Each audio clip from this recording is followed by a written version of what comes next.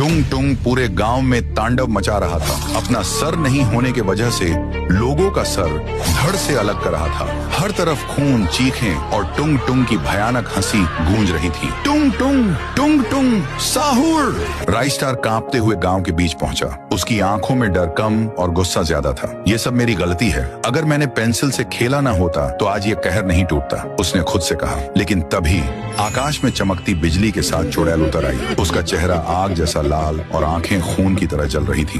वह चिल्लाई, वापस कर मेरी पेंसिल वरना तेरी जान लेकर रहूंगी। राइस्टार बोला, तेरी पेंसिल से पूरे गांव का कत्ल हुआ है, मैं इसे वापस नहीं दूंगा। इतना सुनते ही चुड़ैल गरज उठी और अपने झाड़ू से काला तूफान बुलाने लगी। दूसरी ओर टुंग टुंग भी कुल्हाड़ी घसीटते हुए वहां पहुंच गया। अब मैदान में 3 ताकतें थीं, राइस्टार, टुंग टुंग, चुड़ैल। टुंग टुंग ने सबसे पहले चुड़ैल पर हमला बोला, क्योंकि उसे लगता था वही उसका सर छुपा कर बैठी है। चुड़ैल भी कुछ कम नहीं थी, वह भी उससे फाइटिंग करने लगी। राइस्टार ने मौके का फायदा उठाया और पेपर काट के पेंसिल से एक आग का गोला बना दिया। अगले ही पल सचमुच आग का गोला उठकर टुंग टुंग से टकराया, मगर टुंग टुंग थमा नहीं। उसका सिर नहीं था, इसलिए दर्द उसे महसूस ही नहीं होता था। राइस्टार ने कांपते हाथों से पेंसिल उठाई और जल्दी जल्दी एक डरावना टुंग टुंग का चेहरा कागज पर बनाया।